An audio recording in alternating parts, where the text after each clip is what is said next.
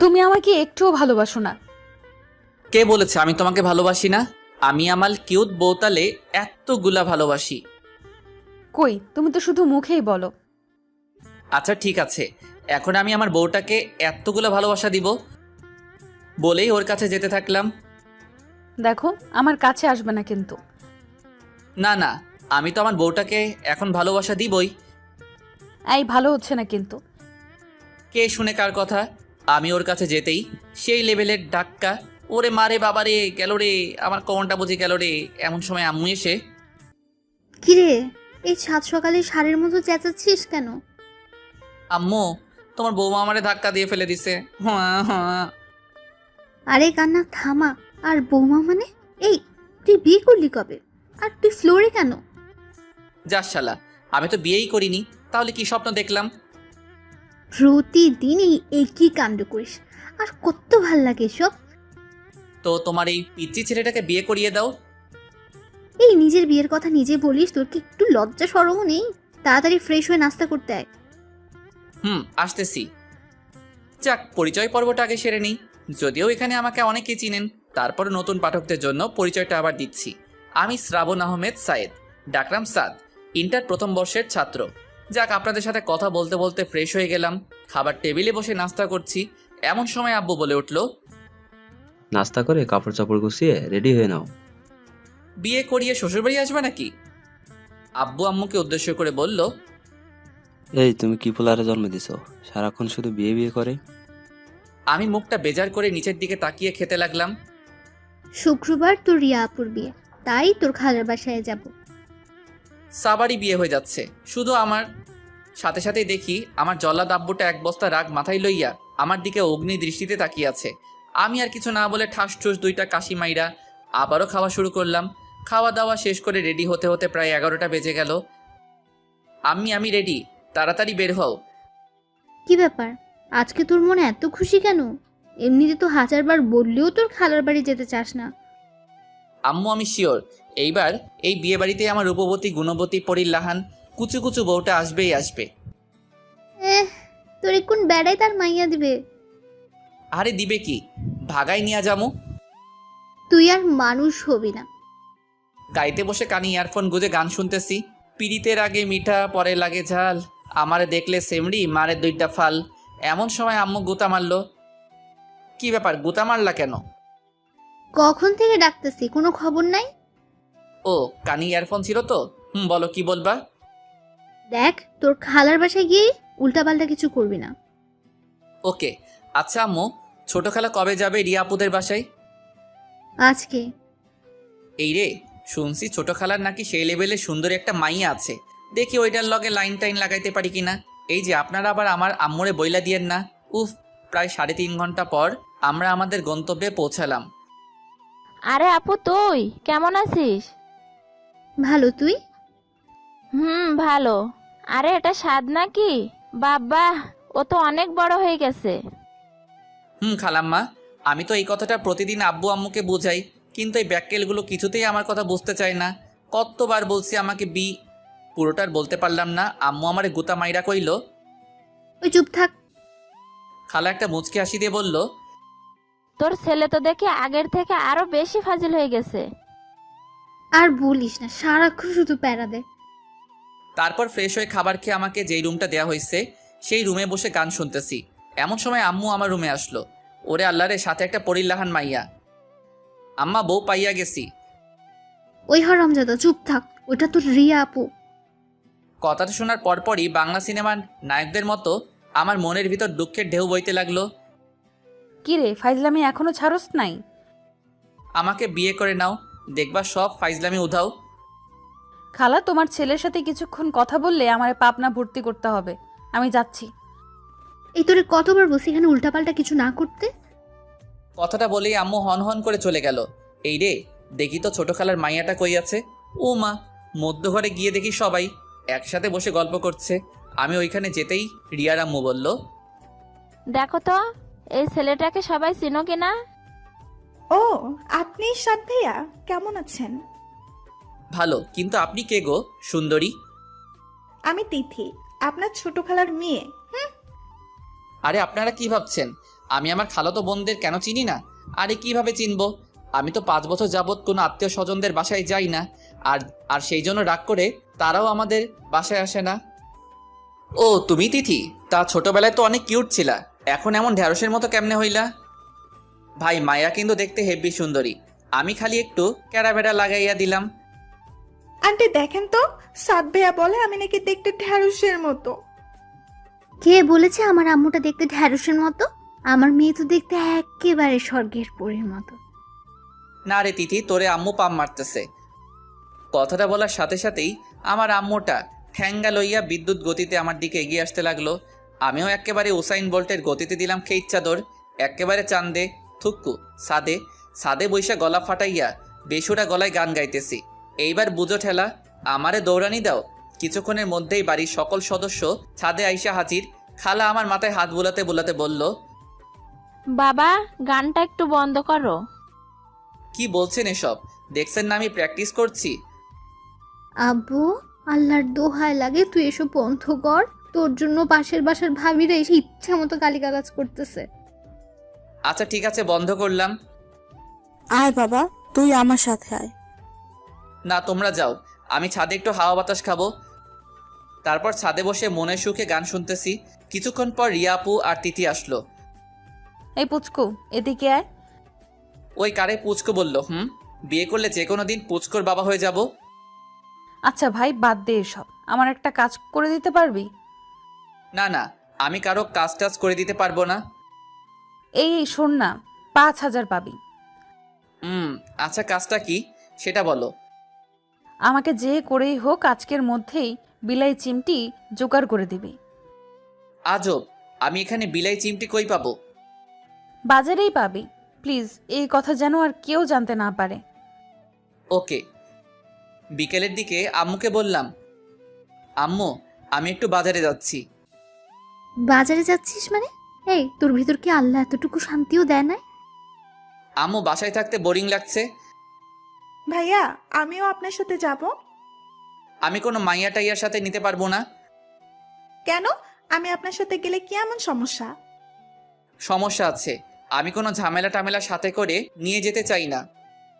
আচ্ছা, ও গেলে সমস্যাটা কি তোর? ওকে সাথে নিয়ে যা।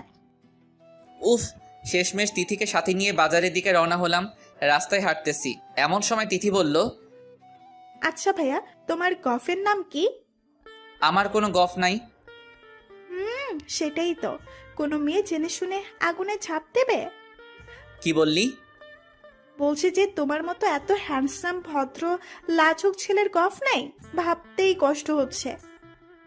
দেখছেন নি কারবার, এই মাইয়া আমারে পাম মারে, কেমনটা লাগে? আমি সাকিব খানের স্টাইল লইয়া ওরে জিজ্ঞেস করলাম। অবশ্য কলেজে 2-1 জন যে আমার সাথে লাইন মারার জন্য আমার পিছে পিছে ঘুরে না, এমন কিন্তু না। আচ্ছা তোর কি কোনো বফ আছে?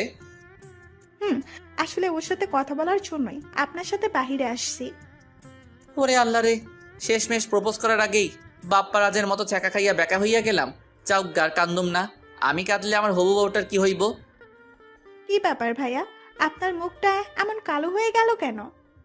না না, আমার কিছুতেই বিশ্বাস হচ্ছে না যে তোর মতো এমন ঢ্যাঁড়স মার্কা মাইয়ারও বফ আছে। আচ্ছা তুই কথা বল, আমি বাজারের ভিতর থেকে আসতেছি। আমি একা একা থাকবো নাকি? তো আমি তোকে পাহারা দিব নাকি যত সব আজাইরা? প্লিজ ভাইয়া, প্লিজ। আচ্ছা আচ্ছা, তাড়াতাড়ি শেষ করবি। হুম। শালার তিথি তার বফের সাথে কথা বলে আর আমি বৈশা বৈশা গান গাই। ফাইটটা যায় ও বুকটা ফাইটটা যায়, বন্ধু যখন বফ লইয়া আমার লগে বইয়া বইয়া মনের সুখে প্রেম চালায়। ফাইটটা যায় ও বুকটা ফাইটটা যায়। ভাইয়া চলো। তারপর বাজার থেকে বিলাই চিমটি নিয়ে বাসার দিকে রওনা হলাম। আচ্ছা ভাইয়া, তুমি কি কাউকে লাইক করো? আই মিন লাভ? আরে ধ্যাত, এসব আমাকে দিয়ে হবে না। কেন না? আমি মানছি তুমি একটু ফাজিল, কিন্তু এমন তো কেউ আছে যে তোমার এই ফাসলামোগুলোকেই ভালোবাসে। আরে ধ্যাত, এমন মাইয়া এই পৃথিবীতে কেন, মঙ্গল গ্রহেও খুঁজে পাবো না। আরে বাবা বাবা, ওয়েট করো। তারপর বাসায় ফিরে রিয়া আপুর কাছে গেলাম। এই এনেছিস? কিন্তু আপু, এই বিলাই চিমটি কিসের জন্য? সময় হোক সব বুঝতে পারবি। তারপর রাতের খাবার খেয়ে রুমে এসে শুয়ে আছি। এমন সময় তিথি এসে, কি করছেন? কেন দেখতে পাচ্ছিস না? সবসময় এত রেগে থাকো কেন? একটু ভালোভাবেও তো কথা বলতে পারেন। ওই শোন, আমাকে এত জ্ঞান দিতে আসবি না। যত সব আজাইরা, যা ভাগ এখন। আচ্ছা, যাচ্ছি যাচ্ছি। সকালে ঘুম থেকে উঠে ফ্রেশ হয়ে রাস্তায় হাঁটতেছি। এমন সময় রিয়া আপু পিছন থেকে ডাকা শুরু করলো। কি ব্যাপার আপু, ডাকছো কেন? আরে আজকে আমার সাথে একটু শপিংয়ে যাবি? আমি পারবো না, তিথিকে নিয়ে যাও। ছেলেটা একটা কথাও শোনে না, দেখ। শালার সকাল থেকে মেজাজটা পোড়া হট হয়ে আছে। আচ্ছা আপনারাই বলেন তো, কারো পছন্দের মানুষটা যদি অন্য কারো হয়ে যায়, কার মেজাজটা ভালো থাকবে? তিথি তো আরেকটার সাথে লাইন মারে, আর রিয়া আপু তারও বিয়ে হয়ে যাচ্ছে। একসাথে দুইটা ছ্যাঁকা খেয়ে ফেললাম। অবশ্য তিথির জন্য আমার এতটুকু খারাপ লাগছে না, কিন্তু রিয়া আপুর জন্য কেন জানি বুকের বাম পাশটা হাহাকার করছে। এ যেন এক কঠিন যন্ত্রণাদায়ক অনুভূতি, যেটা হয়তো কখনোই ভাষায় বা লিখে প্রকাশ করা সম্ভব না। কিন্তু আমাকে যে এই কঠিন বাস্তবতাটা মেনে নিতেই হবে। আমি যে চাইলেও আর আমার ভালো লাগার মানুষটাকে আমার করে নিতে পারবো না। রাস্তার পাশে বসে এসব কথা ভাবতেছি। এমন সময় আমার কাঁধে কারো হাতের স্পর্শ অনুভব করলাম। পিছনে ফিরে দেখি খালা। খালা তুমি এখানে? আচ্ছা, তুই এমন চুপচাপ হয়ে গেছিস কেন? তুই তো এমন না, তোর কি কিছু হয়েছে? আরে না খালা, আমার কি হবে? দেখ, আমি কিন্তু তোকে খুব ভালো করেই চিনি। কি হয়েছে আমাকে বল। আচ্ছা খালা, আমার আপন কেউ আমার থেকে দূরে সরে গেলে আমার যদি কষ্ট হয়, আমি তাকে খুব বেশি ভালোবাসি। তুই তাকে সত্যিই ভালোবাসিস? কিন্তু তুই এসব কথা কেন জিজ্ঞেস করছিস? না এমনি। আচ্ছা খালা, চলো বাসায় যাই। খালা আমার দিকে কিছুক্ষণ কেমনভাবে যেন তাকিয়ে বলল। চল। বাসায় এসে নাস্তা করে বারান্দায় বসে আছি। এমন সময় আম্মু এসে, কি রে, এখানে বসে কি করছিস? তোর আপুর সাথে একটু মার্কেটে যা তো। আমি কিছু বলে ওঠার আগেই রিয়া বলে ওঠে। সাত, চল আমি রেডি। আমিও আর না করতে পারলাম না। তারপর আমি, তিথি, ছোট খালা, রিয়া আপু, খালা মার্কেটের উদ্দেশ্যে রওনা দিলাম। কি ব্যাপার, তুই এমন চুপচাপ হয়ে আছিস কেন? তোর কি কিছু হয়েছে? আরে না না, এমনি ভালো লাগছে না। ও, কিছুক্ষণ পরেই আমরা আমাদের গন্তব্যে পৌঁছে গেলাম। খালাম্মা, আপনারা শপিং করুন, আমি ওয়েট করছি। সে কি, তুইও চল। না না, আপনারা যান। তারপর সবাই একটা গহনার দোকানে গিয়ে ঢুকলো। যাওয়ার সময় রিয়া আপু বারবার কেমনভাবে যেন আমার দিকে তাকাচ্ছিল। তারপর অনেকক্ষণ অপেক্ষা করার পর আমিও ভিতরে গেলাম সবাইকে উদ্দেশ্য করে। কি আপনাদের হয়েছে? সাত, তুই দেখ না রিয়াকে কোন শাড়িতে ভালো মানাবে। তারপর আমি একটা শাড়ি দেখিয়ে, এই শাড়িটাতে রিয়া আপুকে অনেক ভালো বানাবে। কথাটা বলার পরপরই সবাই আমার দিকে হা করে তাকিয়ে আছে। কি ব্যাপার, তোমাদের পছন্দ হয়নি? না না, পছন্দ হবে না কেন? এটা প্যাকেট করে দিন। তারপর গহনার দোকানে গিয়ে ছোট খালা বলল, দেখ তো সাত, রিয়ার জন্য এই গহনাগুলো পছন্দ করছি। আমার মনে হয় এই গহনাটা রিয়া আপুকে অনেক ভালো মানাবে। ও মা, সবাই তো দেখি আগের মতোই আমার দিকে হা করে তাকিয়ে আছে। ছোট খালা তো বলেই ফেললো। তোর আর রিয়ার পছন্দ তো সেম সেম। আমি রিয়া আপুর দিকে তাকাতেই আপু একটু ইতস্তত ভেদ করে নিচের দিকে তাকিয়ে আবারও আমার দিকে তাকিয়ে থাকে। আচ্ছা আপনাদের হয়ে গেলে চলেন। বাসায় ফেরার সময় গাড়িতে কিছুক্ষণ পরপরই রিয়া আপু কেমনভাবে যেন আমার দিকে তাকাচ্ছে। আমি দেখেও না দেখার ভান করে কানে ইয়ারফোন গুজে আমার মতো করে বসে আছি। রাতের খাবারকে রুমে ঘুমানোর চেষ্টা করছি, কিন্তু কেন যেন কোনোভাবে ঘুম আসছে না। দু চোখ দিয়ে আমার অজান্তেই জল গড়িয়ে পড়ছে। বুকের বাম পাশটায় এতটাই কষ্ট হচ্ছে যে অনিচ্ছা সত্ত্বেও কান্না করে দিছি। সারাটা রাত আর ঘুমোতে পারিনি। ভোরে বিছানা থেকে উঠে বারান্দায় এসে বসে আছি। এমন সময় কেউ একজন পিছন থেকে বলে উঠল। ঘুম হয়নি বুঝি? পিছনে তাকাতেই আমি আটকে উঠলাম। রিয়া আপু তুমি? খুব ভালোবাসিস আমায়? অনেক অনেক বেশি। মুহূর্তের মধ্যেই রিয়া উধাও। আসলে সারাটা রাত ঘুমোতে পারিনি তো, তাই হ্যালোসিনেশন হচ্ছে। গোসলখানায় গিয়ে ইচ্ছে মতো চোখে মুখে পানি দিলাম। সকালে নাস্তা করার কিছুক্ষণ পরেই আব্বু আমার রুমে আসে। আরে আব্বু, তুমি কখন আসলা? এই তো কিছুক্ষণ আগে। ও। আব্বু আমার কাছে এসে আমার মাথায় হাত বুলিয়ে দিয়ে বলল, আমার একটা কথা রাখবি? এইভাবে বলছো কেন? তুমি আমার বাবা, তোমার কথা কি আমি ফেলতে পারবো? তুই রিয়াকে বিয়ে কর। আব্বু এসব কি বলছো? রিয়াপুর তো অন্য কারোর সাথে বিয়ে ঠিক হয়ে গেছে। হ্যাঁ, কিন্তু কিছুক্ষণ আগে আমরা জানতে পারি যে ওই ছেলেটা আগেও একটা বিয়ে করেছে, আর সেই বউয়ের একটা ছোট্ট মেয়েও আছে। এখন তুই বল, তুই কি এমন একটা লম্পট ছেলের হাতে তোর বোনকে তুলে দিতে পারবি? হ্যাঁ, কিন্তু উনি তো আমার 4 বছরের সিনিয়র, আর তাছাড়া আমি তো এখন অনেক ছোট্ট। কথাগুলো বলতেছি এমন সময় হঠাৎ আমার চোখ গেল রুমের দরজার দিকে। দেখি রিয়ার আম্মু আব্বু ছোট খালা সহ সবাই দরজার কাছে দাঁড়িয়ে আমার দিকে তাকিয়ে আছে। এই যা, আর বেশি ওভার অ্যাক্টিং করা যাবে না, তাইলে আর আমার বিয়েটা নিচের দিকে তাকিয়ে। আচ্ছা ঠিক আছে, আমি রাজি। পরক্ষণে সবার মনে যেন খুশির বন্যা বয়ে গেল। শুকুর আলহামদুলিল্লাহ। কি আমি বলেছিলাম না, আমার ছেলে আমার কথা ফেলতেই পারবে না। তারপর আম্মু এসে আমাকে পাঞ্জাবি সহ বিয়ে করতে যা যা কাপড় চোপড় লাগে তা দিয়ে বলল, আব্বাজান তাড়াতাড়ি রেডি হয়ে নেন। হুম। তারপর আম্মু চলে গেল, আর আমি রুমের দরজা লাগিয়ে, হেই, লুঙ্গি ড্যান্স, লুঙ্গি ড্যান্স, লুঙ্গি ড্যান্স, লুঙ্গি ড্যান্স।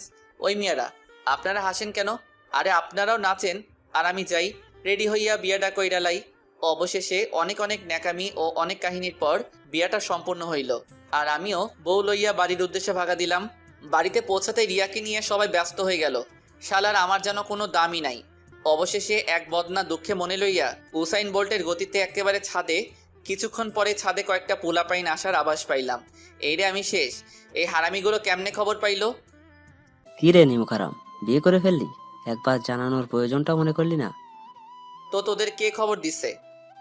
আন্টি, আরে বেটা, খবর দিবে কেন? ও তো এখন বউ পেয়ে গেছে, এখন কি আর আমাদের প্রয়োজন আছে? আব্বে হালা থামবি তোরা? আমি দুঃখের ঠেলায় বাসি না, আর তোরা মজা লস। ওই মজা লই মানে?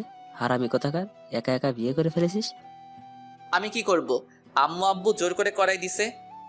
আচ্ছা, ওসব বাদ, আমাদের ট্রিটটা দিয়ে দে। আমরা তোকে নিজ দায়িত্বে বাসর ঘরে ঢুকিয়ে দিচ্ছি। ট্রিট মানে কিসের ট্রিট? ওমা কি বলে? আমরা এত কষ্ট করে ওর বাসর ঘর সাজালাম, আর এখন বলে কিসের ট্রিট? এই যা, তোরা ছাড়া আমার কে আছে বল? আমার কোনো প্রয়োজনে তো তোরাই এগিয়ে আসবি, তাই না? দেখ, এখন আর এসব পামটাম মেরে কাজ হবে না, তাড়াতাড়ি ওইটা বের কর। উফ, অবশেষে অনেক পামটাম মাইরাও কোনো লাভ হলো না। পকেট আমার ফাঁকা করে তবেই ছাড়লো। প্রায় 12টার দিকে হারামিগুলো আমাকে এক প্রকার জোর করেই বাসর ঘরের সামনে নিয়ে গেল। এই যে মিস্টার, যেভাবেই হোক বিড়ালটা কিন্তু মায়েরেন। তারপর হারামিগুলো আমাকে ধাক্কা দিয়ে বাসর ঘরে ঢুকিয়ে দিয়ে বাইরে থেকে দরজা লক করে দিল। উফ, কি মুসিবতে পড়লাম রে বাবা। 10 মিনিট ধরে দাঁড়িয়ে আছি, ওনার কোনো রেসপন্সই নাই। শালার আমারে সালামটা পর্যন্ত করলো না, মনে হয় টের পাই নাই। ঠাস ঠুস 2টা কাশি মারলাম, তাও লাভ হলো না। যাউগা, যা হবার হবে। আমি কিছুটা ভয়ে ভয়ে ওর কাছে গেলাম। ঘুমটা সরাতেই জোরে চিৎকার, মা গো, বাবা গো, বাঁচাও, ভূত ভূত। এমন সময় রিয়া আমার মুখ চেপে ধরে। ওই চিল্লাস কেন? ও তুমি? তা এমনভাবে তাকাইছিলা কেন? তো কেমন ভাবে তাকাবো রে? ওই তুই আমাকে বিয়ে করলি কেন? বিয়ে করলাম কেন মানে? এই তোমার বিয়ে ভেঙে গেছিল, আর আমি তোমাকে করে তোমার এবং তোমার পরিবারের সম্মান রক্ষা করছি। আইসে, এই তুই জানিস আমি কত কষ্ট করে এই বিয়েটা ভাঙছি, আর তুই আমার সব কষ্টগুলা মাটি করে দিলি। কি? তুমি বিয়ে ভাঙছো? কিন্তু কেন? সেটা তোকে বলবো কেন? আচ্ছা, যা হবার তা তো হয়ে গেছে, প্লিজ ওসব ভুলে যাও। কি হয়ে গেছে? এখনো কিচ্ছু হয় নাই, আর ভুলে যাব মানে? এই তো তুই কাছে আসছিস কেন? তো কি করব? দেখ, ভালো হচ্ছে না কিন্তু, তুই আমার কাছে আসবি না। আসলে কি করবা? এই ভালোই ভালোই বলতেছি, দেখ আমাকে ছুবি না। এই বিলাই চিমটি লাগিয়ে দিব কিন্তু। এক লাফে ওর থেকে দূরে সরে গিয়ে, এই না, আচ্ছা তুমি বাসর করে বিলাই চিমটি নিয়ে আসছো কেন? নিয়ে আসবো না তো কি করব? আমি তোকে খুব ভালো করেই জানি, তুই একটা ফাজিলের হাড্ডি। তোকে এমনিতে সোজা করা যাবে না, তাই মেডিসিন নিয়ে আসছি, বুঝলা বাবু? আচ্ছা ঠিক আছে, আমি তোমার কাছেও আসবো না, তোমাকে ছুবও না। প্লিজ ওটা ফেলে দাও, আমি ঘুমাবো। এই খাটে আসছিস কেন? যা নিচে গিয়ে ঘুমা। আমি নিচে ঘুমাতে পারি না। তাহলে বিলাই চিমটি মারি?